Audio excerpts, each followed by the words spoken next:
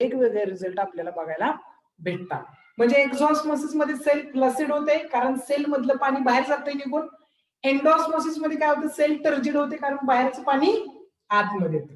ज्यावेळेस बाहेरचं पाणी आतमध्ये येतं सेल टर्जिड होते, म्हणजेच काय होतं तर सेलचा सायटोप्लाझम टर्जिड होतो. काय होतो, सेलचा सायटोप्लाझम टर्जिड होतो.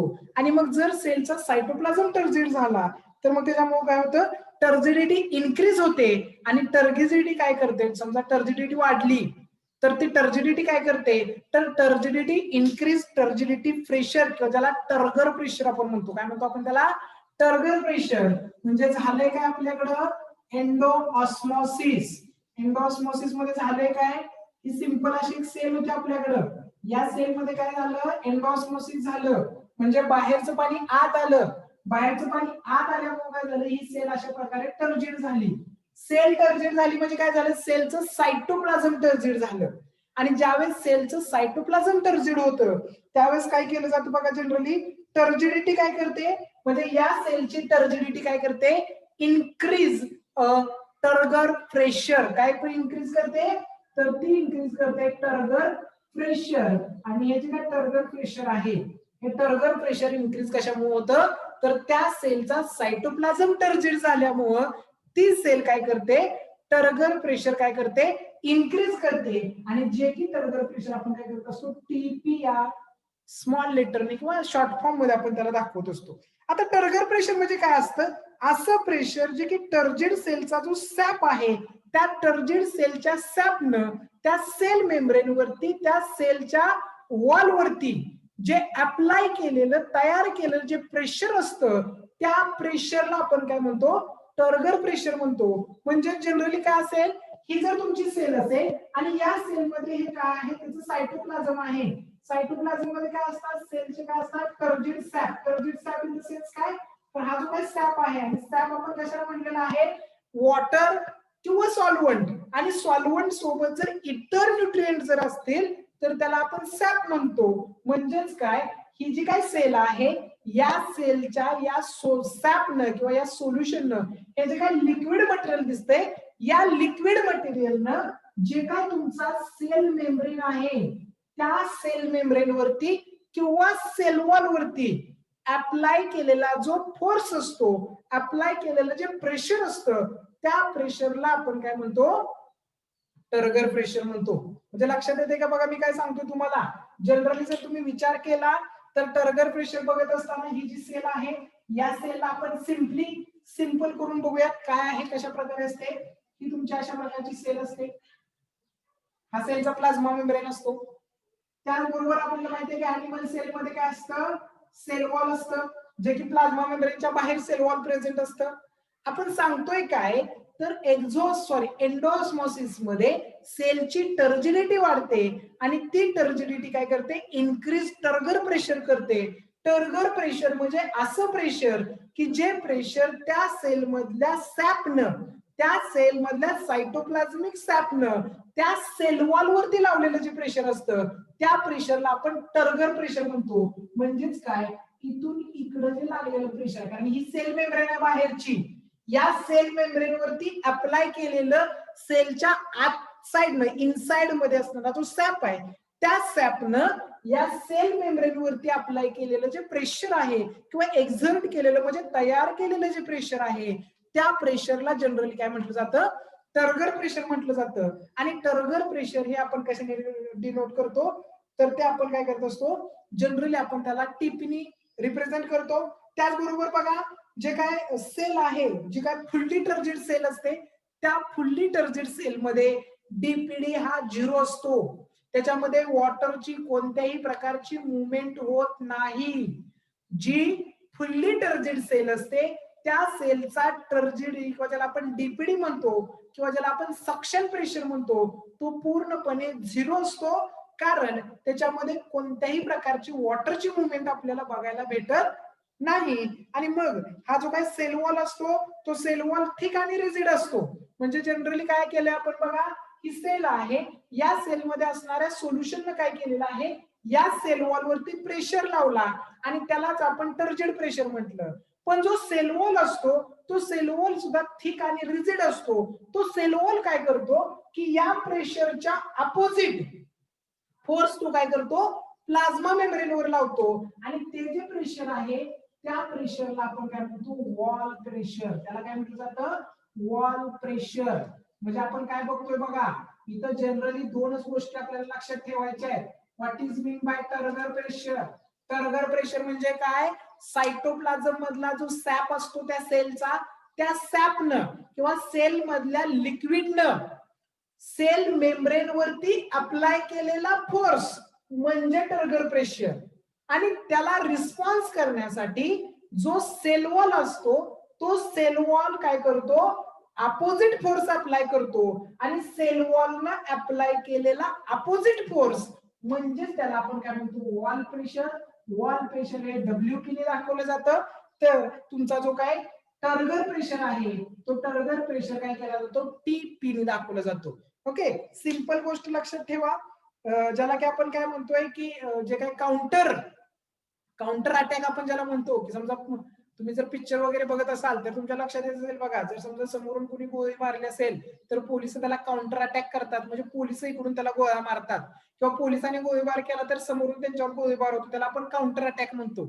जनरली काय आहे आतल्या सोल्युशननं सेल मेम्ब्रेन वरती किंवा सेल वॉल वरती प्रेशर लावलं आणि म्हणून सेल मेम्ब्रेननं उलट प्रेशर त्याच्यावरती लावलं आणि त्याला आपण काय म्हणतो वॉल प्रेशर आणि टर्गर प्रेशर. टर्गर प्रेशर हा सॅपनं सॉल्व्हंटनं अप्लाय केलेला सेल वॉल वरचा प्रेशर आहे. तर त्याच्या काउंटर करंट मध्ये अपोजिट मॅनर मध्ये जो सेल वॉल कडून लावलेला फोर्स आहे त्याला आपण टर्गर प्रेशर म्हणतो. टर्गर प्रेशर आणि वॉल प्रेशर दोन्ही सेम टू सेम प्रेशर असतात. का जर समजा टर्गर प्रेशर जास्त असेल आणि वॉल प्रेशर जर कमी असेल तर काय होईल सेल अशी बाहेर येईल. आणि जर समजा वॉल प्रेशर जास्त असेल आणि टर्गर प्रेशर कमी असेल तर सेल काय केली जाईल आत दाबली जाईल. आणि म्हणून काय असतं जनरली टर्गर प्रेशर ऍज वेल ऍज जो काही वॉल प्रेशर असतो तो वॉल प्रेशर आपण काय सांगतो TP is equal to WP. म्हणजे तुमचा वॉल प्रेशर आणि टर्गर प्रेशर हे काय असतात सेम असतात. फक्त फरक एवढा असतो की ते काय असतात जनरली अपोजिट डायरेक्शन असतात. हा जो मायनस चिन्ह इथे दाखवलेला आहे ते मायनस साइन काय रिप्रेझेंट करतंय अपोजिट डायरेक्शन. म्हणजे आपण लिहिताना असं लिहितो TP is equal to WP पण इथं मायनस साइन दिला जातो. म्हणजेच काय तर टर्गर प्रेशर हे वॉल प्रेशर एवढंच आहे. फरक फक्त एवढाच आहे की दोन्ही प्रेशर ही एकमेकाला काय आहे अपोजिट मॅनर मध्ये काम करतात. एक प्रेशर जर इकडे काम करत असेल तर एक प्रेशर इकडे काम करताना जनरली आपल्याला बघायला भेटतं. आणि मग आपण जनरली काय करत असतो हे जे काय ह्याची जी काय ऑपरेटिंग सिस्टम आहे म्हणजे टर्गर प्रेशर असेल किंवा तुमचा वॉल प्रेशर असेल त्याची ऑपरेटिंग सिस्टम फक्त आपल्याला अपोजिट डायरेक्शनने बघायला भेटते. Okay are you clear my point. Yes. Next point आणि नेक्स्ट पॉइंट जो आहे त्या नेक्स्ट पॉइंटला आपण ऑस्मोटिक प्रेशर म्हणतो. टर्गर प्रेशर इथं आपल्याला संपलेला आहे. त्याचबरोबर त्याचा जो काय वॉल प्रेशर आहे तो वॉल प्रेशर इथे संपलेला आहे. न्यू पॉइंट आपण चालू करतोय आणि तो न्यू पॉइंट म्हणजे काय ज्याला आपण म्हणतो ऑस्मोटिक प्रेशर. आता ऑस्मोटिक प्रेशर काय असतं बघा तर प्रेशर म्हणजे काय तर दाब. ओके आता जनरली काय केलं जातं ऑस्मोटिक प्रेशर म्हणजे काय the pressure exerted due to the osmosis. Osmosis मुळे तयार झालेलं जे प्रेशर आहे त्याला आपण आपल्या भाषेत काय म्हणतो जनरली आपण त्याला काय म्हणत असतो ऑस्मोटिक प्रेशर म्हणतो. पण जर सिंपल भाषेत तुम्हाला समजून घ्यायचं असेल तर तुम्हाला मी एक डेफिनेशन सांगेन ऑस्मोटिक प्रेशरची. ऑस्मोटिक प्रेशर हे नेहमी काय केलं जातं साइन एस ने दाखवलं जातं. काय दाखवलं जातं साइन एस या जे काही एकक आहे त्याने दाखवलं जातं ज्याला आपण सोल्यूट पोटेन्शियल सुद्धा म्हणतो. काय म्हणतो तर osmotic pressure it is also non as solute potential. त्याला काय म्हटलं जातं सोल्यूट पोटेन्शियल सुद्धा जनरली म्हटलं जातं. त्याला दाखवत असताना आपण साय एस ने दाखवत असतो. ऑस्मोटिक प्रेशर म्हणजे काय असं प्रेशर जे की ऑस्मोसिस मुळे तयार झालेलं आहे त्याला आपण ऑस्मोटिक प्रेशर म्हणतो. किंवा एक सिंपल थिंग मध्ये आपल्या सिंपल भाषेमध्ये आपण असं म्हणू शकतो the amount of pressure which is required to just to stop the osmosis. Just stop to osmosis असं प्रेशर की जे प्रेशर ऑस्मोसिस थांबवतं त्या प्रेशरला ऑस्मोटिक प्रेशर म्हणायचं. काय म्हणायचं? असं प्रेशर की जे ऑस्मोसिस थांबवतं त्या प्रेशरला आपण ऑस्मोटिक प्रेशर म्हणतो.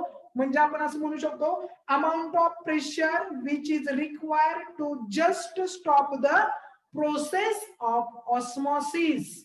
आणि त्या प्रेशरला आपण जनरली काय म्हणू शकतो? ऑस्मोटिक प्रेशर किंवा त्यालाच म्हणू शकतो आपण सोल्यूट प्रेशर. ओके, जनरली ही गोष्ट लक्षात ठेवा. आणि ऑस्मोटिक प्रेशर जे आहे ते जनरली काय असतं, बऱ्याच गोष्टींवरती डिपेंड असतं. जसं की टेम्परेचर असेल, त्याचनंतर तुमचा जनरली त्याच्यामध्ये जो काही कॉन्सन्ट्रेशन आहे त्या कॉन्सन्ट्रेशन वरती, सोल्यूटचं कॉन्सन्ट्रेशन काय आहे याच्यावरती काय असतं, ऑस्मोटिक प्रेशर डिपेंड असतं. ऑस्मोटिक प्रेशर म्हणजेच काय तर ऑस्मोसिस थांबवण्यासाठी लागणारा जो प्रोसेस असते, ऑस्मोटिक जस्ट स्टॉप करण्यासाठी जो अमाऊंट ऑफ प्रेशर लागतं तेवढ्या अमाऊंट ऑफ प्रेशरला आपण जनरली त्या सेलची किंवा त्या वॉटरची ऑस्मोटिक प्रेशर म्हणत असतो. Osmotic pressure generally pressure of solution सुद्धा त्याला म्हटलं जातं. त्याला काय म्हटलं जातं? प्रेशर ऑफ सोल्युशन जनरली म्हटलं जातं. आणि त्याचबरोबर जनरली काय असतं, हे अपोजिट डायरेक्शन होत असतं. काय असतं? It is required in opposite direction so as to stop the entry of solvent molecule into cell. म्हणजे काय करतो आपण, एखाद्या सेलमध्ये सॉल्व्हंटची एंट्री थांबवण्यासाठी जे प्रेशर लागतं त्या प्रेशरलाच काय म्हटलं जातं? ऑस्मोटिक प्रेशर म्हणतं. ऑस्मोटिक प्रेशर जे आहे ते जनरली आपल्याला अपोजिट डायरेक्शन मध्ये काम करताना बघायला भेटतं. किंवा सिम्पली तुम्ही काय सांगू शकता की osmotic pressure of a solution is equivalent. सोल्युशनचं इक्विव्हॅलंट काय आहे? प्रेशर आहे की जे प्रेशर काय करतंय, must be exerted upon prevent the flow of solvent to semi permeable membrane. म्हणजेच एखाद्या सेलच्या किंवा प्लाझ्मा मेम्ब्रेनच्या सेमी परमेबल मेम्ब्रेन मधून आतमध्ये येणारा वॉटरचा फ्लो थांबवण्यासाठी लागणारा इक्विव्हॅलंट प्रेशर सोल्युशनचा इक्विव्हॅलंट प्रेशर जो की सॉल्व्हंटला सेलच्या आतमध्ये येण्यासाठी थांबवतो त्या प्रेशरला आपण काय म्हणतो? ऑस्मोटिक प्रेशर किंवा त्यालाच आपण सोल्यूट पोटेन्शियल सुद्धा जनरली म्हणत असतो. आणि मग ज्यावेळेस आपण हे सोल्यूट पोटेन्शियल शिकतो त्यावेळेस काय आपल्याला बघायला भेटतं बघा, सॉरी ऑस्मोटिक प्रेशर बघतो त्यावेळेस बघा काय असतं, ज्यावेळेस डीपीडी म्हणजे काय? डीपीडी मध्ये आपल्याला काय बघायला भेटतं बघा, ऑस्मोटिक प्रेशर. हा जो ऑस्मोटिक प्रेशर आहे तो काय केला जातो? Minus TP. आता इथं मायनस याचा अर्थ इथं नाहीये, अपोजिट डायरेक्शन इथं नाही. इथं काय आहे? डीपीडी ओपी म्हणजे ऑस्मोटिक प्रेशर मायनस जो काही टर्गर प्रेशर आहे त्याला एकत्रितपणे आपण काय म्हणतो? डीपीडी म्हणतो. म्हणजेच काय, त्याचाच अर्थ असा, म्हणजे गणित काय जास्त आपल्याला कळत नाही पण त्याचाच अर्थ असा होतो की टीपी जो काय तुमचा टीपी आहे मायनस डब्ल्यू पी. ओके, हा त्याचा जनरली असा नॉर्मल असा अर्थ त्याचा आपल्याला बघायला भेटतो. आणि त्याच्यामध्ये आपण काय सांगू शकतो, म्हणजेच काय आहे? डीपीडी इज इक्वल टू, हे जर समीकरण आपण सोडवलं तर डीपीडी हा आपल्याला osmotic pressure minus wall pressure हा जनरली आपल्याला बघायला भेटतो. गणितातलं मला जास्त माहित नाही, कशा प्रकारे सोडवतात हेही मला माहित नाही. फक्त हे अशा प्रकारे आहे की DPD is equal to osmotic pressure minus turgor pressure, that is turgor pressure minus wall pressure. आणि मग याच्यामध्ये आपण काय सांगू शकतो की टर्गर प्रेशर आणि वॉल प्रेशर मध्ये मग आपण काय करू शकतो की वॉल प्रेशर जर टीपीच्या मायनस असेल तर याचाच अर्थ हा जो ऑस्मोटिक प्रेशर आहे आणि याच्यामध्ये आपल्याला काय बघायला भेटतं, ऍक्च्युअली हे अपोजिट डायरेक्शन जे आहे जनरली अशा प्रकारे अपोजिट डायरेक्शन बघायला भेटतं. इन जनरल आपल्या बायोलॉजी मध्ये मायनस या चिन्हाचा अर्थ अपोजिट असतो. म्हणजे इथे आपण असं म्हणू शकतो की डीपीडी म्हणजे ऑस्मोटिक प्रेशरच्या अपोजिट काय असतं? टर्गर प्रेशर असतं. म्हणजे टर्गर प्रेशरच्या अपोजिट वॉल प्रेशर असतं. याचाच अर्थ असा की ऑस्मोटिक प्रेशरच्या अपोजिट वॉल प्रेशर जनरली असतं असं आपण सांगू शकतो. म्हणजे हे वाक्य, हे जर समीकरण वाचायचं असेल तर असं वाचा तुम्ही. कसं की डीपीडी म्हणजे osmotic pressure opposite wall pressure, त्याला टर्गर प्रेशर म्हणतो. म्हणजेच काय तर टर्गर प्रेशर हे वॉल प्रेशरच्या काय असतं, अपोजिट असतं. याचाच अर्थ ऑस्मोटिक प्रेशर हे सुद्धा तुमच्या वॉल प्रेशरच्या अपोजिट डायरेक्शनने आपल्याला बघायला भेटतं. हे जसंच्या तसं लक्षात ठेवा. फक्त लक्षात ठेवायचं काय की मायनस साइन म्हणजे अपोजिट डायरेक्शन. मग ज्याच्यामध्ये मायनस चिन्ह असेल तो त्याच्या अपोजिटला काम करतो. म्हणजे ऑस्मोटिक प्रेशरच्या अपोजिट काम कोण करतो, टर्गर प्रेशर काम करतो. त्याच्या आधीच आपण बघितलं होतं की टर्गर प्रेशरच्या अपोजिट वॉल प्रेशर काम करतो. आणि या सगळ्यांचा अर्थ जर लावला तर ऑस्मोटिक प्रेशरच्या अगेन्स्ट किंवा अपोजिट मॅनर मध्ये वॉल प्रेशर सुद्धा काम करतो. हे एवढं सिंपल याच्यामध्ये लक्षात ठेवा. आणि जर हे समजलं असेल तर वेल अँड गुड. जर फ्लॅसिड सेल असेल, जर फ्लॅसिड सेल आहे तर त्या फ्लॅसिड सेल मध्ये जो टीपी असतो तो 0 असतो.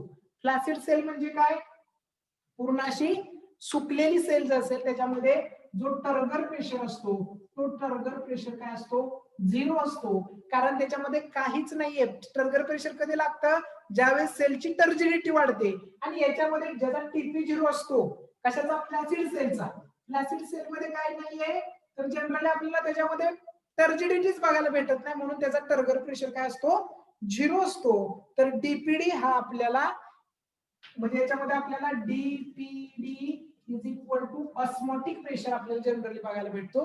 आणि तीच सेल जर काय असेल, टर्जिड सेल असेल, तर मात्र आपल्याला त्याचा जो डीपीडी आहे तो डीपीडी 0 बघायला भेटतो. याचाच अर्थ आपण असं सांगतो की TP is equal to OP. Okay, तर हे अशा प्रकारे काही सूत्र आहेत जे की तुम्हाला लक्षात ठेवायचे आहेत, की ज्याचा तुम्हाला काय होणार आहे, बऱ्याचशा क्वेश्चन्स मध्ये तुम्हाला टर्गर प्रेशर हे कशाच्या अपोजिट असतं, कोण कुणाचे इक्वल असतं, हे तुम्हाला जनरली काय केलं जाऊ शकतं, विचारलं जाऊ शकतं. तर एक गोष्ट लक्षात ठेवा, फ्लॅसिड सेल असेल तर त्याचा टर्गर प्रेशर 0 असतो. आणि टर्गर प्रेशर 0 असतो म्हणून त्याचा डीपीडी आणि ऑस्मोटिक प्रेशर एकसारखाच असतो किंवा इक्वल असतो. आणि जी टर्जिड सेल असते त्याचा डीपीडी 0 असतो आणि म्हणून त्याचा टर्गर प्रेशर आणि ऑस्मोटिक प्रेशर काय असतो, सेम टू सेम असलेला आपल्याला बघायला भेटतो. ओके, तर इथपर्यंत जर काय अडचण असेल तर सांगा. Any doubt? No. Okay, so पुढे जाऊयात आपण. पुढे आपण आपल्याला बघा importance of turgor pressure. Turgor प्रेशरचा इम्पॉर्टन्स काय आहे किंवा कशासाठी टर्गर प्रेशर लागतो हे आपल्याला बघायचं आहे. टर्गर प्रेशर जो असतो तो जनरली आपल्याला कशासाठी लागतो, तर it keeps the cell and organelle stretched. म्हणजे ज्या काय तुमच्या सेल आहेत, सेल आणि सेल मध्ये असणाऱ्या ज्या ऑर्गॅनेलिज आहेत त्यांची साईज सेफ आहे ती सेम ठेवण्यासाठी किंवा स्ट्रेच्ड ठेवण्यासाठी ते आपल्याला काय होतं, टर्गर प्रेशरचा वापर होतो. त्याचबरोबर त्याचा कशासाठी उपयोग होतो बघा, तर जनरली हे जे असतात ते काय करतात, सपोर्ट जे काही नॉन वुडी टिश्यू असतात एखाद्या सेलमध्ये, एखाद्या प्लांटमध्ये जे काही नॉन वुडी टिश्यू असतात, non woody tissue in the sense काय की ज्याच्यामध्ये वूड किंवा लाकूड नाहीये आणि त्याला सपोर्टची गरज असते, अशा नॉन वुडी टिश्यूला काय केलं जातं, सपोर्ट प्रोव्हाइड करायचं काम सुद्धा कोण करते, आपली जी टर्गर प्रेशर आहे ती टर्गर प्रेशर करत असते.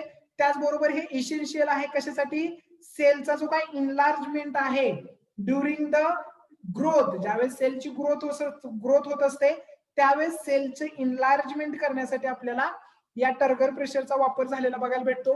म्हणजे सेल जे आहे ती सेलची ग्रोथ होते, का होते, कारण तो सेल काय होतो, टर्जिड होतो. ओके, त्याच्यात टर्गर प्रेशर तो आहे, तो प्रेशर अप्लाय केला जातो, त्यामुळं एवढी असणारी सेल आपल्याला एवढी झालेली बघायला भेटते, म्हणजे त्याचा ग्रोथ केली जाते.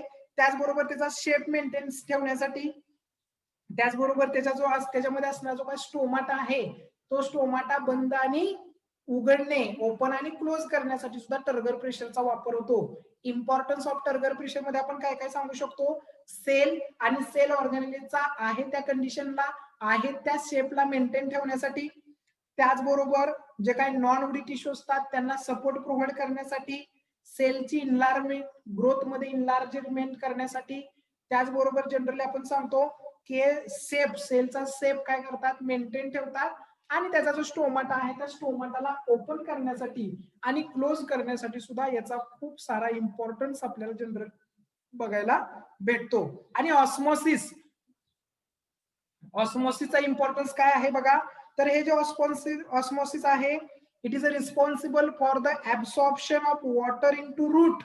रूट मधून वॉटर ऍब्सॉर्ब किंवा रूटच्या मदतीने वॉटर ऍब्सॉर्ब करण्यासाठी काय केलं जातं, हे प्लांट जे आहे ते प्लांट त्याचा वापर करतो ऑस्मोसिसचा. त्याचबरोबर सेलची टर्जिडिटी मेंटेन ठेवण्यासाठी ऑस्मोसिसची गरज असते. त्याचबरोबर सेल टू सेल जे मुवमेंट आहे वॉटरचं, सेलच्या आतमध्ये वॉटरचं जे मुवमेंट आहे ते सेल टू सेल मुवमेंट करण्यासाठी सुद्धा आपल्याला ऑस्मोसिसचा वापर झालेला बघायला भेटतो. त्याचबरोबर ड्रॉट कंडिशन असेल, फॉरेस्ट कंडिशन असेल, तर त्यावेळेस काय केलं जातं, तर जे काय वॉटर आहे ते वॉटर सेलच्या बाहेर जाण्यासाठी रेजिस्ट करण्यासाठी सुद्धा आपल्याला या ऑस्मोसिसचा फायदा होतो. त्याचबरोबर आपल्याकडे बघा ते लाजाळूचं झाड नावाचं एक झाड असतं की ज्याला आपण टच मी नॉट प्लांट म्हणतो. काय म्हणतो आपण त्याला, टच मी नॉट प्लांट, ज्याला आपण लाजाळूचं झाड म्हणतो बघा. त्याला जर तुम्ही हात लावला तर ते पानाशी झाकून घेतं आणि ते जे ड्रुपिंग होतं त्या पानांचं, पाण्यात झाकून घेतं म्हणजे काय करतं, त्या पानांचं ते ड्रुपिंग करतं. आणि ते ड्रुपिंग करण्यासाठी सुद्धा कशाची गरज असते, ऑस्मोसिसची गरज असते. आता cell to cell movement of water म्हणजे काय असतं बघा, जनरली जर तुम्ही प्लांट बघितलं तर प्लांटच्या सेल ह्या अशा प्रकारे काय असतात, एकाखाली एक काय झालेले असतात, अरेंज झालेले असतात. आणि मग जी सगळ्यात खालची सेल असते, जी कुणाच्या कॉन्टॅक्ट मध्ये असते, सॉइलच्या कॉन्टॅक्ट मध्ये असते. सगळ्यात खालची सेल असते ती कुणाच्या कॉन्टॅक्ट मध्ये असते, सॉइलच्या कॉन्टॅक्ट मध्ये असते. आणि सगळी वरची जी सेल असते ती कुणाच्या कॉन्टॅक्ट मध्ये असते, ऍटमॉस्फिअरच्या कॉन्टॅक्ट मध्ये असते. कुणाच्या कॉन्टॅक्ट मध्ये असते, ऍटमॉस्फिअरच्या कॉन्टॅक्ट मध्ये असते. आणि मग त्याच्यामध्ये आपण काय करतो, तर cell to cell migration of water म्हणजे किंवा मुवमेंट ऑफ वॉटर म्हणजे काय होतं, ही जी खालची सेल आहे ही खालची सेल काय करते, सराउंडिंग मधून किंवा सॉइल मधून काय करते, वॉटर याच्यामध्ये घेते. सराउंडिंग मधून पाणी काय करते, इथं घेते. आता या सेल मध्ये वॉटर का आलं, कारण या सेलपेक्षा सराउंडिंग मध्ये वॉटर जास्त आहे आणि या सेलमध्ये वॉटर कमी आहे, म्हणून वॉटरनं त्याच्या हाय कॉन्सन्ट्रेशन कडून लो कॉन्सन्ट्रेशन कडे मुवमेंट केली. म्हणजे या सेलमध्ये वॉटर कमी होतं पण सराउंडिंगच्या सॉइल मध्ये वॉटर जास्त होतं आणि म्हणून तिथं वॉटरनं काय केलं, ऑस्मोसिस केलं आणि सेल कुठं आलं, वॉटर कुठं आलं, या सेलमध्ये आलं. आता या सेलमध्ये आलं म्हणजे काय झालं, वॉटरचं मुवमेंट, वॉटर काय झालं, इथं जास्त झालं आणि इथं काय झालं, कमी झालं. म्हणजे इथे एकदा पाणी आलं की इथलं पाणी शोषायचं काय झालं, कमी झालं, बंद झालं. मग आता या कंडिशनला काय होतं, याच्यावर कोणीही सेल आहे, आता या सेलमध्ये वॉटरचं कॉन्सन्ट्रेशन कमी आहे, याच्यामध्ये जास्त आहे. मग पाणी काय होतं, पाणी इथून काय होतं, इकडं वर पास होतं. नंतर काय होणार, या सेलमध्ये पाणी जास्त झालं, या सेलमध्ये कमी झालं, या सेलमध्ये कमी झालं की ही काय करणार, सॉइल मधून परत पाणी वर घेणार. तोपर्यंत ही सेल इथं पाणी जास्त झालं म्हणून ती काय करणार, या सेलला पाणी देणार. या सेलला पाणी दिलं की ही सेल रिकामी झाली, ही सेल मग या सेल कडून पाणी घेते, ही सेल परत सॉइल कडून पाणी घेते. आणि ही प्रोसेस होत असताना या सेल मध्ये पाणी जास्त झाले, मग ही सेल काय करते, या सेलला पाणी देते. ह्या सेलला इथं पाणी दिलं की ह्याच्यात पाण्याची कमतरता भासते, याच्यात पाणी कमी होतं म्हणून मग ही काय करते, ह्याच्याकडनं पाणी घेते. ह्याच्याकडनं पाणी घेतलं की ह्यातलं पाणी संपतं, हे पाणी याच्याकडनं घेतं, ही याच्याकडनं पाणी घेतं आणि अशा प्रकारे काय केलं जातं, हे जे काय पाणी आहे ते पाणी काय केलं जातं, सॉइल कडून वरच्या लास्टच्या सेल पर्यंत केलं जातं. आणि जर एन्व्हायरमेंट मध्ये भरपूर पाणी असेल, सॉइल मध्ये पण भरपूर पाणी असेल, एन्व्हायरमेंट मध्ये पण भरपूर पाणी असेल, तर हे पाणी काय केलं जातं, या सेलच्या बाहेर येतं आणि या सेलच्या बाहेरून आपल्याला असं दिसतं, ज्याला गट्टेशन म्हटलं जातं आणि त्यालाच आपण दवबिंदू म्हणतो. त्यालाच आपण काय म्हणतो, दवबिंदू म्हणतो. दवबिंदू उन्हाचे नसतात, सकाळीच असतात, उन्हाळ्यामध्ये नसतात, हिवाळ्यामध्येच दवबिंदू बघायला भेटतात किंवा पावसामध्ये. का, कारण त्यावेळेस एन्व्हायरमेंट मध्ये पण पाणी भरपूर असतं, सॉइल मध्ये पण पाणी भरपूर असतं आणि ऑस्मोसिसचा फायदा cell to cell water movement करण्यासाठी होतं. म्हणजेच काय, तर यातली कोणतीही सेल कायमस्वरूपी काम करायची बंद करत नाही. ही सेल काय करते, सॉइल मधून पाणी घेते, सॉइल मधून पाणी घेतलं की याच्यात जास्त होतं, याच्यात जास्त झालं म्हणून ती इकडे पाठवते, याच्यात जास्त झालं, याचं पाणी इकडे गेलं की ही सेल परत रिकामी होते, रिकामी झाली की परत ही सॉइल मधून पाणी घेते आणि अशा प्रकारे काय केलं जातं, कंटिन्यूली काय केलं जातं, सेल मध्ये पाणी एका सेल मधून दुसऱ्या, दुसऱ्यामधून तिसऱ्या, असं चौथ्या पाचव्या घर काय केलं जातं, सेलच्या लास्टच्या टोकापर्यंत पाठवलं जातं. जर एन्व्हायरमेंट चांगलं असेल जर एन्व्हायरमेंट मध्ये पाणी भरपूर प्रमाणात असेल, ऍटमॉस्फिअर मध्ये जर पाणी भरपूर प्रमाणात असेल, तर खालून घेतलेलं पाणी वरून टाकून दिलं जातं किंवा एन्व्हायरमेंट मध्ये टाकलं जातं, त्यालाच आपण गट्टेशन म्हणतो किंवा त्यालाच आपण जनरली दवबिंदू म्हणतो. काय म्हणतो आपण त्याला? दवबिंदू म्हणतो. बरेचसे लोक असतात बघा दवबिंदूंवरती कविता बिविता करतात, तर त्या लोकांना दवबिंदू कुठून आलाय माहित नाही, पण ते त्याच्यावर कविता मात्र करतात. पण सायंटिफिकली ते आलंय कुठून, कुठलं पाणी आहे कळत नाही. इव्हन आतापर्यंत आपल्याला माहित नव्हतं की दवबिंदू येतात कुठून. रिअली सांगायचं, तुमच्यापैकी किती जणांना माहिती होतं की दवबिंदू हे याच्यातलंच पाणी वर येतंय? नाही, आपल्याला असं वाटतं की पाऊस पडलाय आणि पावसाचं पाणी त्या झाडावरती काय केलंय, थांबलंय. पावसाचं पाणी त्या झाडावरती थांबले आणि म्हणून त्याला आपण दवबिंदू म्हणतो. तर ही चुकीची कन्सेप्ट आहे. दवबिंदू म्हणजे त्या झाडाचंच पाणी असतं, जे की एन्व्हायरमेंट मध्ये जर पाणी जास्त असेल, जमिनीत पाणी जास्त असेल, तर ते मात्र काय केलं जातं, स्टोमाटा त्याचे क्लोज ओपन झाले की ते जनरली आपल्याला लिपवरती आलेलं बघायला भेटतं. ओके, ऑस्मोटिक प्रेशर समजलंय? त्याचबरोबर इथं आपण काय बघितलं, तर त्याचं इम्पॉर्टन्स सुद्धा ऑस्मोटिक प्रेशरचा बघितला. इथं आपण बघितलं cell to cell water movement म्हणजे काय. डेझर्ट वॉट जे काय डेझर्ट प्लांट असतात, त्या डेझर्ट प्लांट मध्ये गट्टेशन होणारच नाहीये. का गट्टेशन होणार नाहीये? कारण ऍटमॉस्फिअर एकदम कोरडं पडलंय. ऍटमॉस्फिअर काय पडलंय, कोरडं पडलंय. आणि मग अशा कोरड्या वातावरणात काय होईल, कसं येईल सांगा मला? जनरली कसं, म्हणजे नाहीच येणार ना.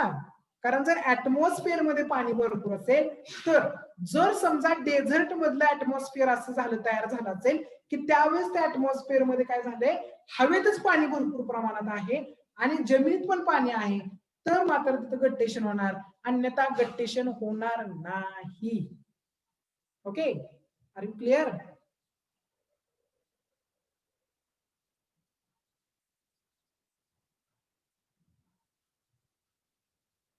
येस, चला पुढे बघूयात आपण.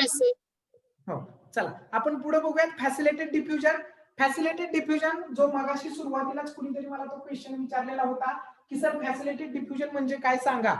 आणि ते फॅसिलिटेड डिफ्युजन आपल्याला इन डिटेल मध्ये इथं बघायचं आहे असं मी म्हटलेलं होतं. तर फॅसिलिटेड डिफ्युजन म्हणजे काय, the passive absorption of solute when mediated by the carrier is called as facilitated diffusion. Mediated by the carrier in the sense काय, तर पॅसिव्ह म्हणजे काय, कोणतीही एनर्जी न लावता सोल्यूटचं जे काय मुवमेंट होतं आणि त्या सोल्यूटच्या मुवमेंटला एखादी कॅरियर सारखी काय केली जाते, फॅसिलिटीज प्रोव्हाइड केली जाते. ते जे डिफ्युजन आहे त्या डिफ्युजनला म्हणायचं फॅसिलिटेड डिफ्युजन. फॅसिलिटेड म्हणजे काय, एखादी फॅसिलिटी प्रोव्हाइड करणं. म्हणजे आता तुम्ही ऑनलाईन शिक्षण घेताय आणि ऑनलाईन शिक्षण घेण्यासाठी तुम्हाला काय केलंय, क्लासमध्ये न येता सुद्धा काय केलेलं आहे, झूमच्या मदतीने तुम्ही काय करता आहात, लेक्चर घेता आहात. म्हणजे हा जो झूम आहे तो झूम तुमच्यापर्यंत एज्युकेशन पोहोचवण्याचा एक मार्ग आहे आणि त्याला आपण काय म्हणू शकतो, तर ते तुमचं फॅसिलिटेड डिफ्युजन आहे. ते तुमचं काय आहे, फॅसिलिटेड. पण त्याला आपण पॅसिव्ह फॅसिलिटेड म्हणू शकत नाही. का? कारण ते आपला काय खाते, डाटा खाते. डाटा खाते म्हणजे काय, एनर्जी खाते. पण एक एक्झाम्पल म्हणून मी सांगतोय की एखादी गोष्ट, एखादं सोल्यूट, आता इथं मी सॉल्व्हंट हा शब्दच यूज केलेला नाहीये, इथं मी यूज काय केलंय, सोल्यूट.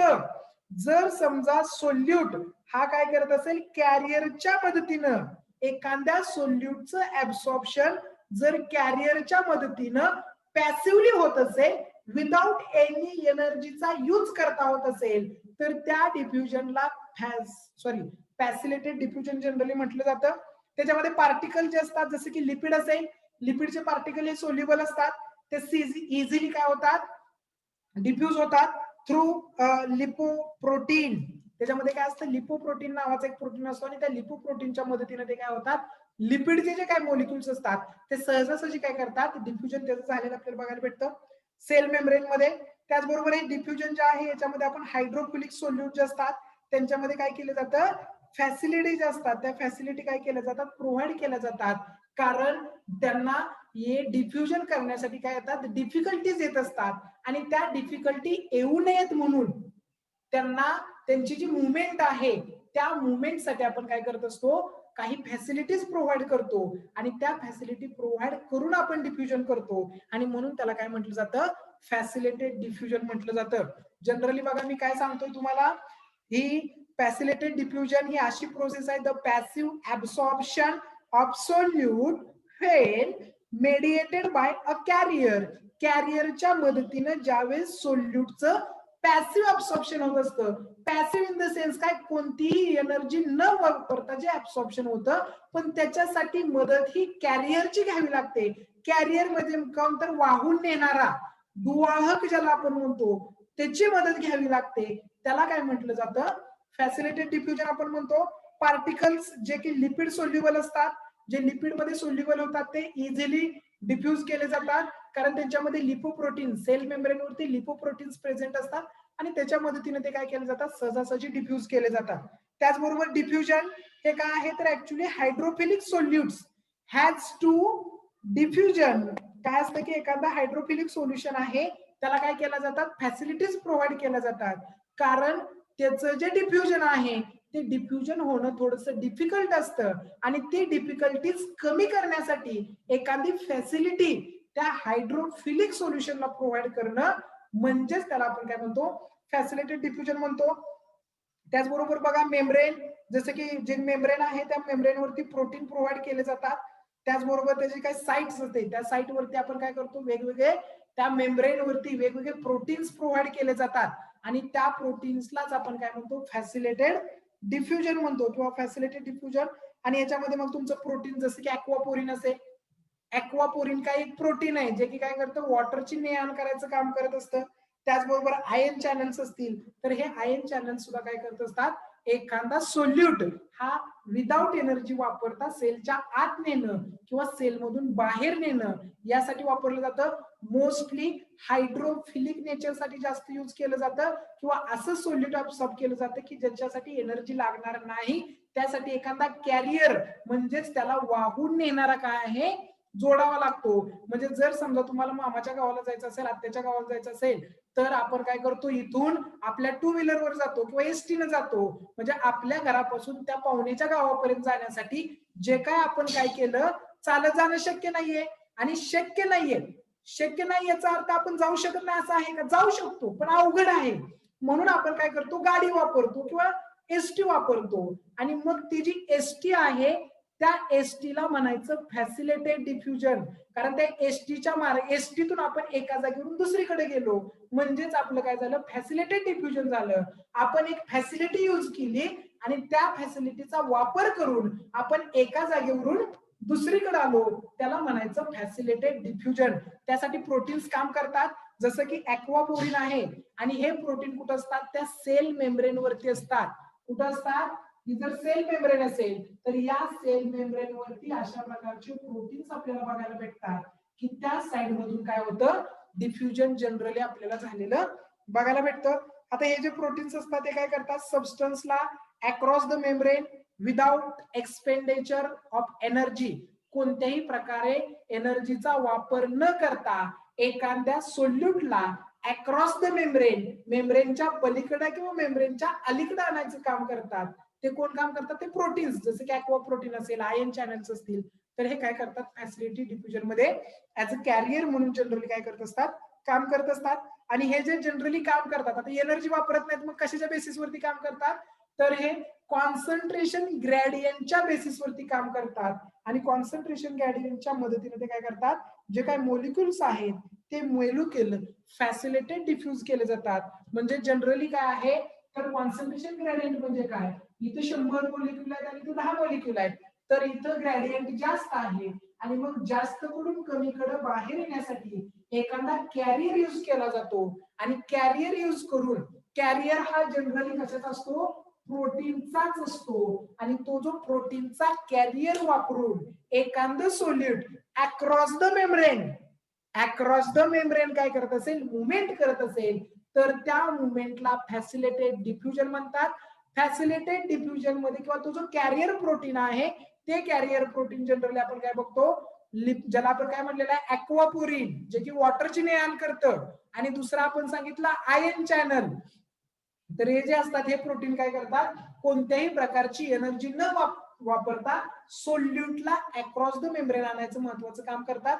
एनर्जी वापरत नाहीत, पण ते कशाचा वापर करतात, कॉन्सन्ट्रेशन ग्रेडियंटचा वापर करतात. And what is mean by gradient, gradient म्हणजे काय तर सेल मेम्ब्रेनच्या एका बाजूला एखादा मोलिक्यूल जास्त असणं आणि तोच मोलिक्यूल सेलच्या दुसऱ्या बाजूला कमी असणं, याला म्हणतात त्या सेलनं काय केले, ग्रेडियंट तयार केले. आणि कॉन्सन्ट्रेशन ऑफ ग्रेडियंट म्हणजे काय, जिकडं जास्त मोलिक्युल्स आहेत त्या मोलिक्युल्स कडून कमी मोलिक्युल कडे काय केली जाते, मुवमेंट केली जाते. आणि या मुवमेंटलाच फॅसिलिटेट डिफ्युजन म्हटलं जातं. फॅसिलिटेट डिफ्युजन मध्ये एक गोष्ट लक्षात ठेवायची, एनर्जी वापरली जात नाही. एक विशिष्ट असा कॅरियर वापरला जातो की ज्याच्या मदतीनं कॉन्सन्ट्रेशन ग्रेडियंटच्या अकॉर्डिंग अक्रॉस द मेम्ब्रेन सोल्यूटचं कॉन्सन्ट्रेशन केलं जातं. Okay, any doubt about today's lecture, any doubt? No.